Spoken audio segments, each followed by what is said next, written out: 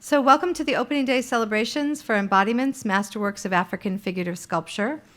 My name is Christina Helmick, and I serve as curator in charge of the Department of the Arts of Africa, Oceania, and the Americas. So thank you so much for being here. I wanted to acknowledge the Department of Education and Public Programs and thank them very much for their help in organizing this event and everything that's happening out in the museum. And I also want to acknowledge Hilary Alcott, who's our curatorial assistant, for all her help. Thank you. So I might just let a few more people coming in. So the presentations this afternoon by Richard Scheller and Frederick Cloth will introduce you to new directions in research that utilize scientific testing, techniques, and ways of utilizing data analysis to better understand works of African art. So hang on to your hats, and I hope you had a good lunch. Richard promises to make us all into microbiologists in 15 minutes. Is that what you said? Okay.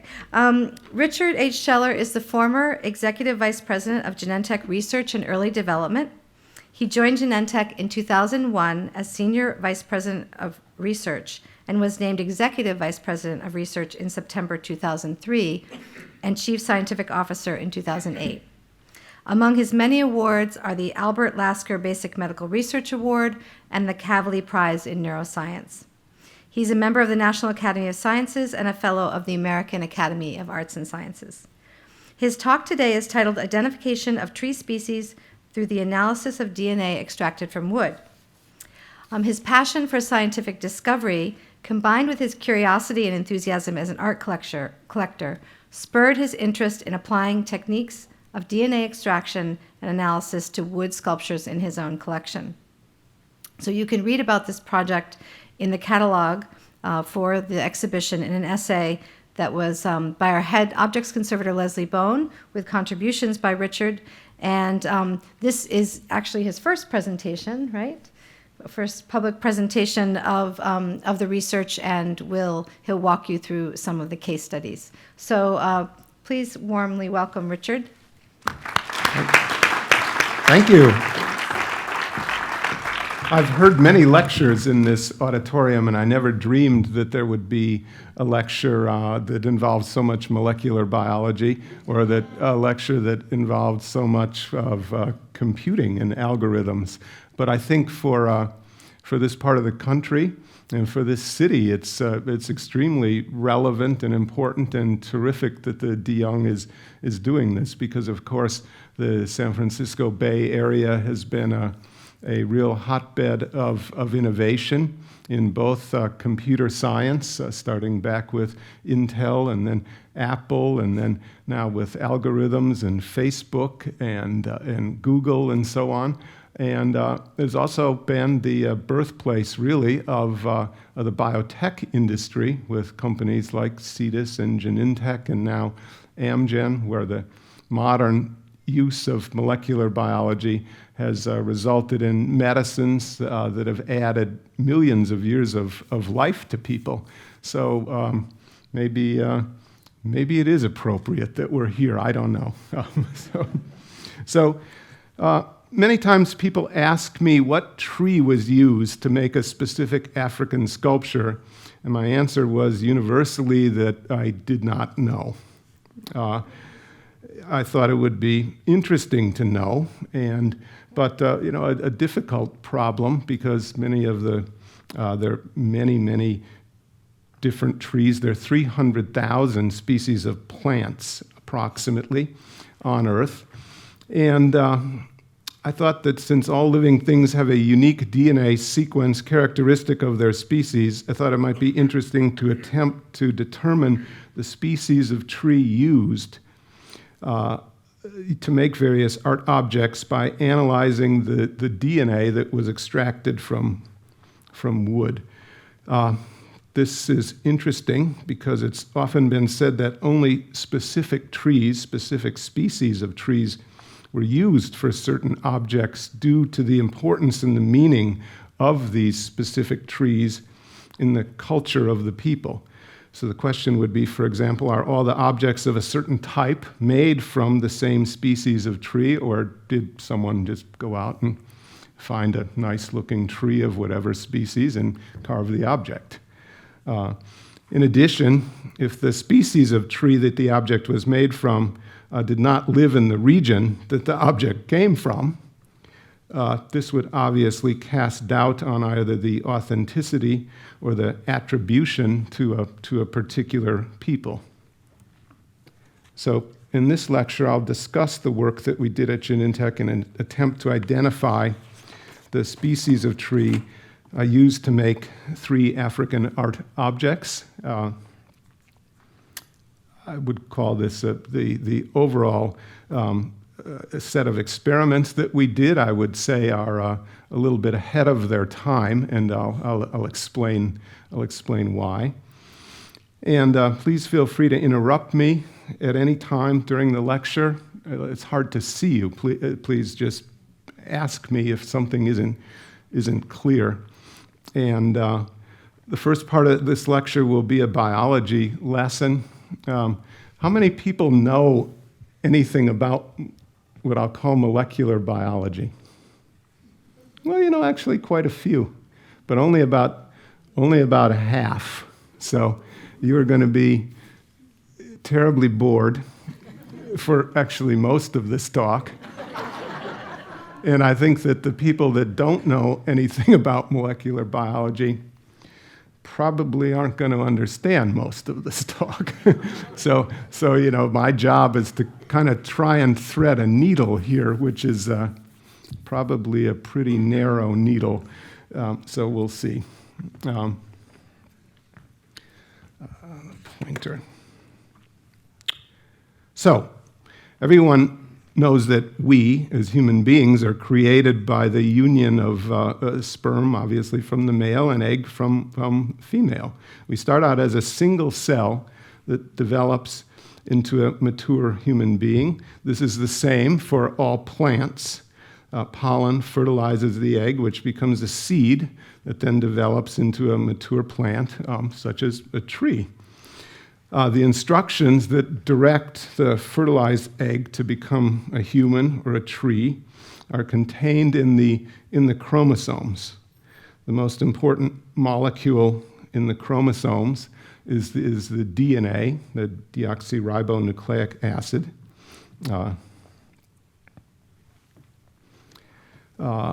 Shown here.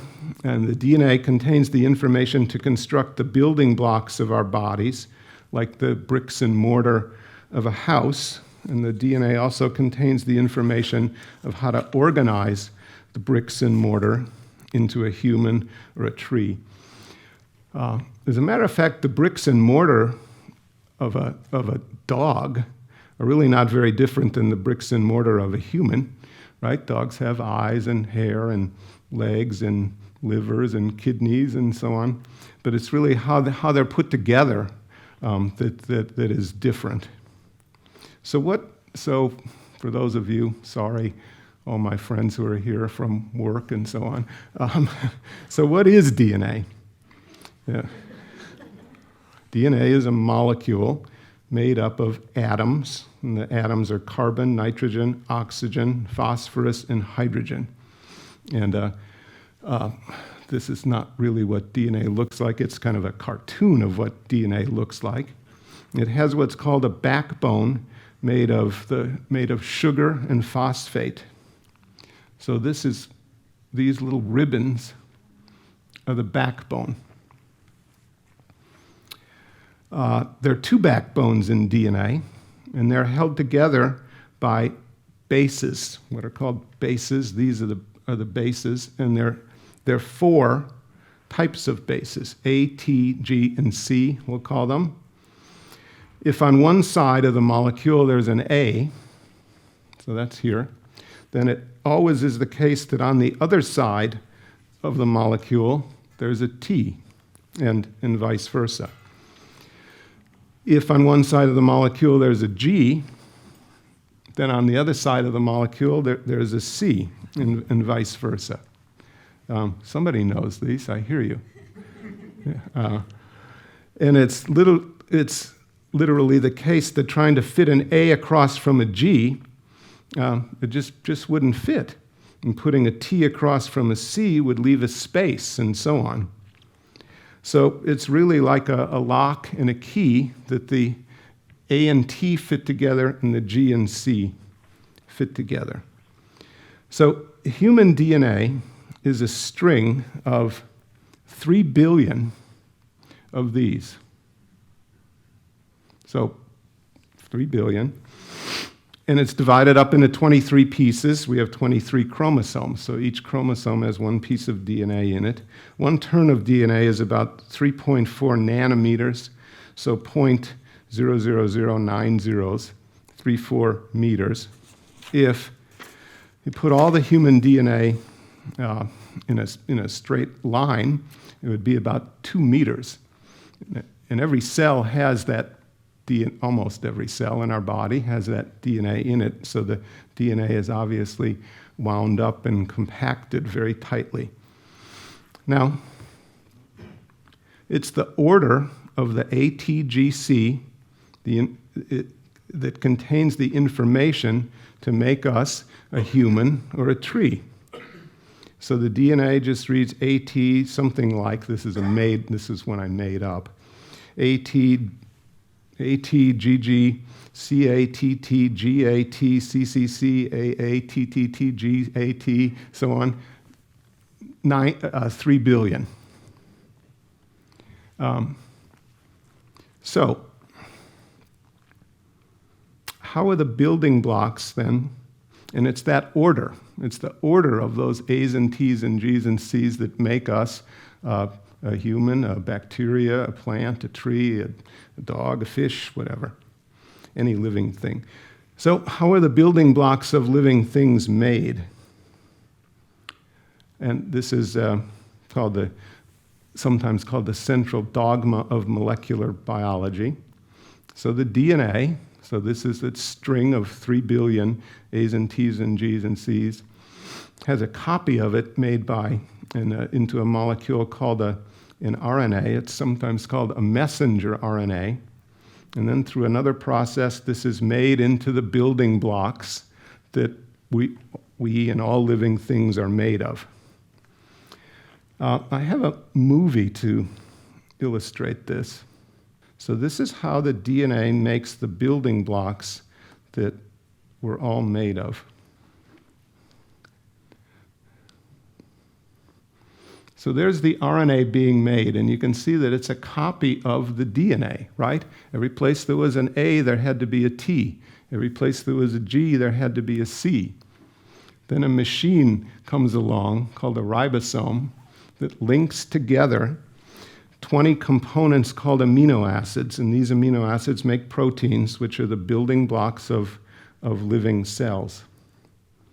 So I want to actually, goes pretty quickly, so I just want to show it again. And the whole key is that the A and T and G and C can only pair, as I explained. Uh-oh. Well, that made me nervous.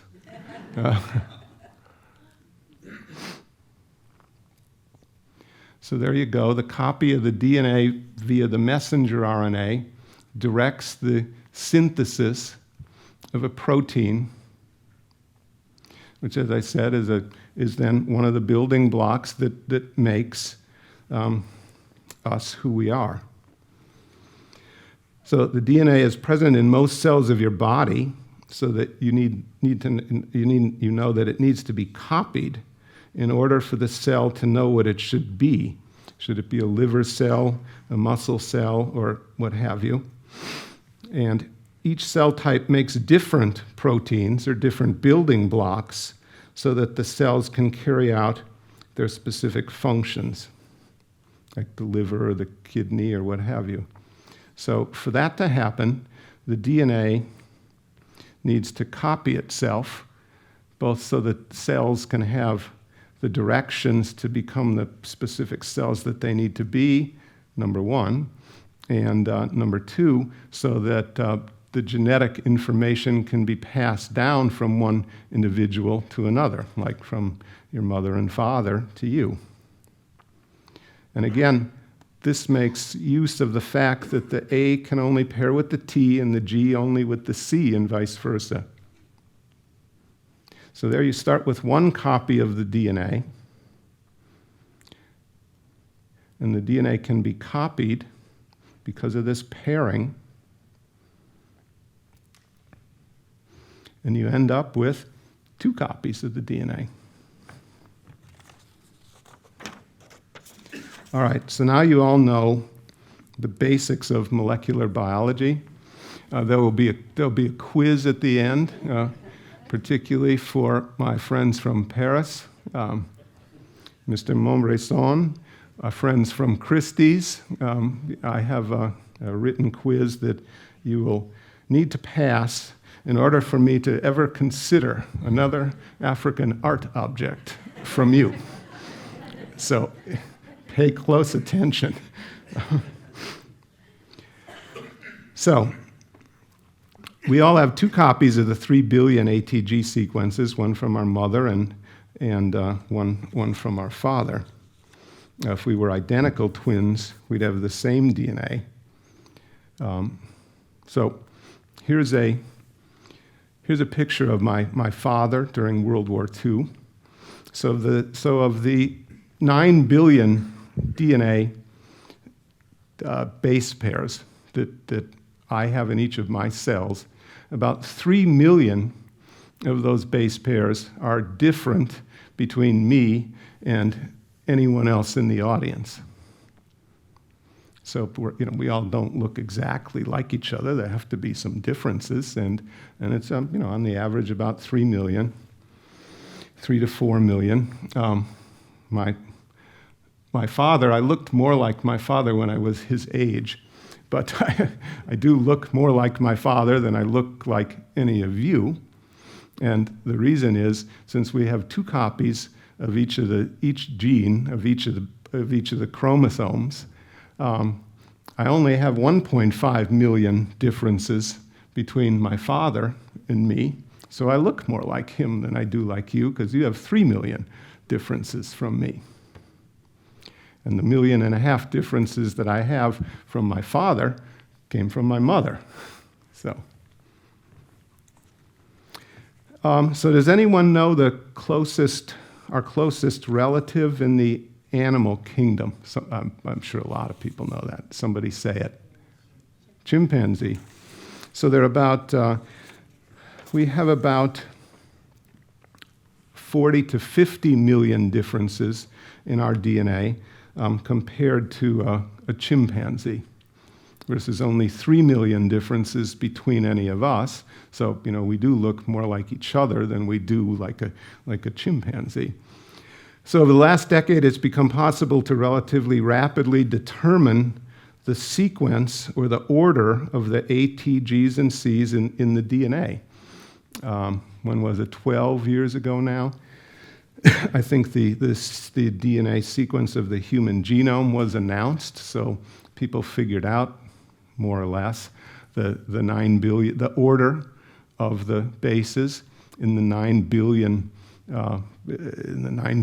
long pieces of DNA in our chromosomes, and that costs something like $2 or $3 billion to do.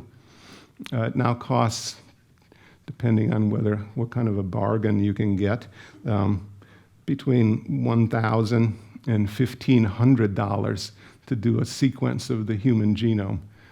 So from $3 billion to about $1,000 in 12 years is not bad.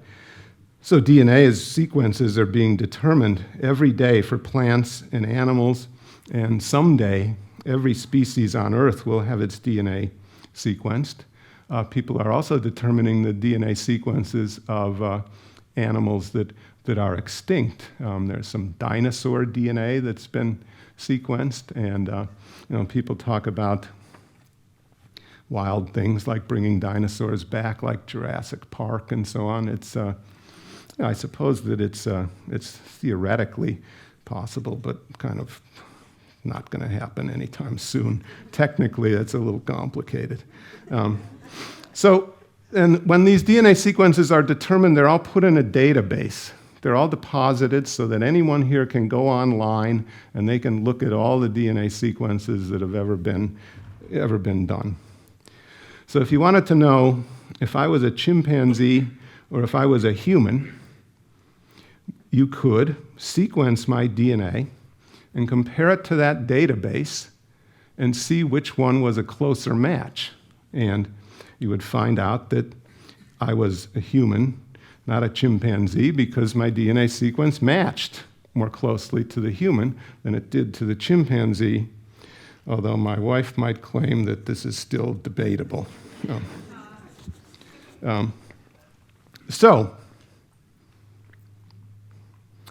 Similarly, if you wanted to know if a particular wood was black cherry or aspen, you should be able to then extract the DNA from the wood, determine the order of the bases, compare the sequences to the database, and see which one you match, and that would be it. There is DNA in wood. Wood itself is no longer alive, but the tree made the wood. And the tree made one of the building blocks that the DNA encodes in trees is the building blocks that make wood. So at one time, the wood was alive when it was made essentially by the bark, the cells that are just inside the bark of the tree. The cells then die, leaving the cellulose, leaving the structure of the wood, but also leaving behind the DNA. So the folks who did this at Genentech are very good scientists, and they were very careful. These people were Stefan Durinik, and I can't pronounce the second person's name, Mr. Jana Karigaman, and Scheller Seshagiri led the project. It says in the book that I led the project, but it was actually Scheller who led the project. As usual, I didn't do much of anything. So they thought, we should buy some pieces of wood that we know are in the database. And that actually turned out to be a little harder than we thought, but we picked black cherry and aspen. And this was actually apparently quite an experience, going to a place that sells wood and then actually asking them for the precise species name of the black cherry. And the people said, why? It's black cherry. I mean, what do you want to know the species for goodness sakes? And then they tried to explain that, and that was interesting. And we then took 3 African art objects, the Jonga, which is from the Democratic Republic of the Congo, the Ijo from Nigeria, and a figure from Madagascar as well. All 3 of these are upstairs on display. And this was a little more sensitive. We needed, a couple of grams of sawdust. So, needless to say, my colleagues who worked for me were somewhat nervous when it was time to collect the samples. They brought in a file, and from the bottom of the pieces, we first filed off a little bit of the surface because we wanted to try and avoid any contamination. And then, very delicately, I actually think I saw beads of sweat on Sekar's face when he was filing these pieces, trying not to damage them. But we physically needed a sample, of course, which we obtained, and we then, in using methods that I'm really not going to go into, we extracted the DNA from wood, and this is an example of the analysis of that DNA. So the DNA was quite what we would call degraded. So instead of being pieces of DNA that are, 1 billion long, they were pieces of DNA that were 200 or 300 long. And, but that really was perfectly fine. That DNA can be analyzed as well. We then put it through a process of amplifying the DNA that I'm also not going to go into, and then we determined the sequence from the two controls. So the sequence, right, the order of the ATGC in the many of the pieces of DNA. So they were sequenced, producing approximately 150 long reads. So ATGC, 150. They were then aligned to a subset of the database, which is the DNA sequence of the chloroplast, which is a detail. This was the second analysis that we did. And the reads on the ART and the control samples aligned, but there were mismatches, suggesting that the best matching plant is with the controls. I would say it's a relative from the true plant of origin, and with the ART objects, as you'll see, it's a more distant relative. So basically, the control experiment worked extremely well. Let's just go right into the data. So we did 20 million of these reads that are 150 long. That's a lot, but that's routinely doable nowadays. And what we found with a lot of the sequence, a lot of the wood, especially the ART, that there was bacterial DNA, there was some yeast DNA, but that was easy to ignore. But we did find 47,000 reads that aligned to the sequence of a very closely related tree species. So the piece of wood that we bought was from the genus Populus and the species Tremidalodes. As if there's any botanists in the audience, I'm sorry for butchering the pronunciations here. And there were two Populus genus trees that were in the database. They weren't exactly the same species, but it matched very closely, reasonably closely. So I think that told us that we can do this, and we can find the closest match in the database, and it works extremely well. We did the same for the black cherry, the Prunus serotonia, and found again that of the 20 million reads, 9,000 matched quite closely, not exactly. Prunus genus again. So I think the control experiments worked, as I said, worked extremely well, and showed us that we can find the closest match to the database. So it worked.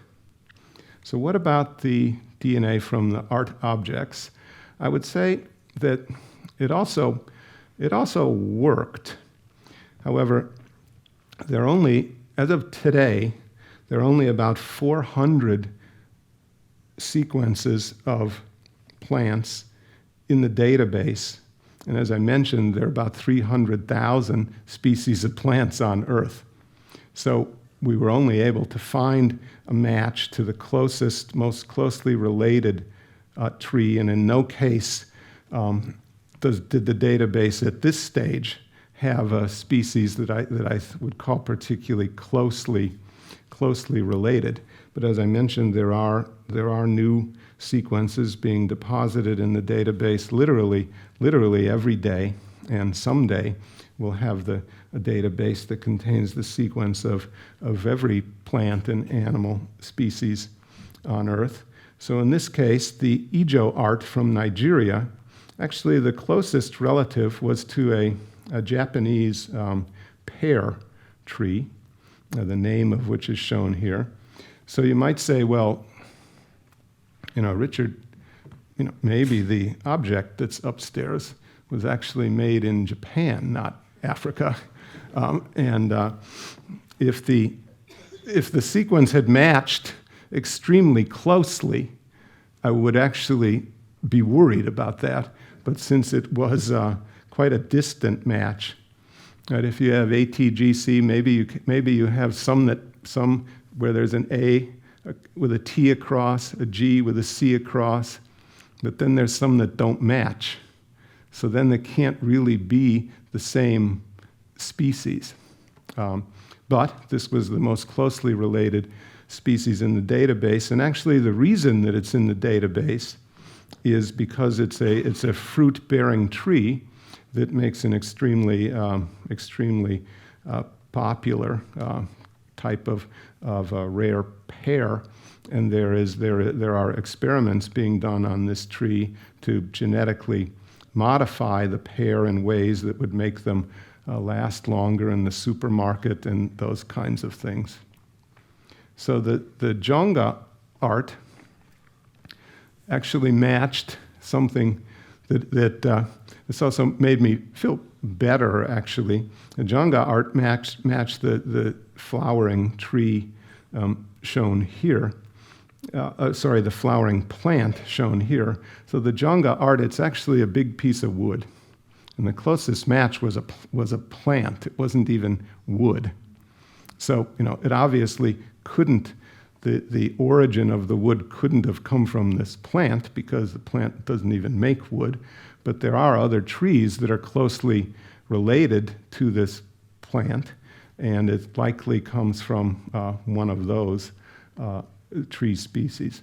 This plant is in the database because extraction, a chemotherapeutic agent is actually extracted from this plant, so it's very highly studied by scientists. And finally, the Madagascar art is shown here.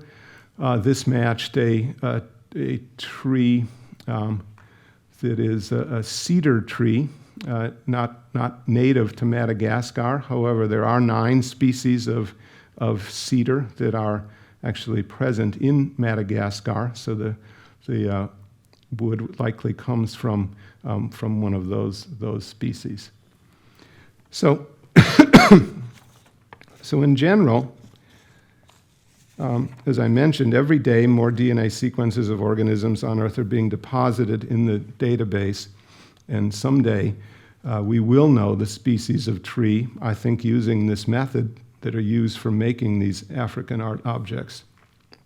It would be possible to answer the first question that I posed today.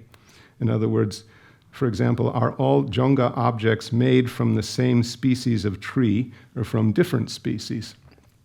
I only have one Jonga object, and I haven't yet found anyone that is willing to give me sawdust from their Jonga object.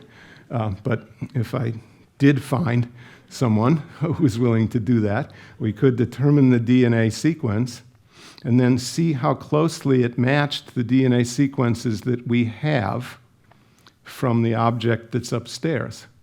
And if they matched exactly, or very closely, then we would know that the same species of tree was used to make both objects.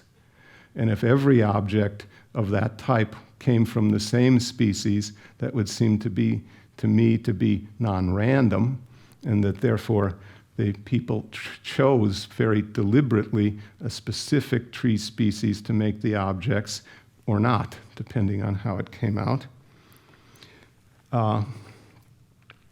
So, as I said, I'm convinced that this will be used in the future. It's a fairly straightforward technique. It's not complicated for those that are skilled in these technologies, and that just end by saying modern molecular biology is having an impact on all of our lives. And I hope I've given you a glimpse into the future of how this marvelous science might even affect the world of art in the future. And I'll stop there and take any questions. Thank you.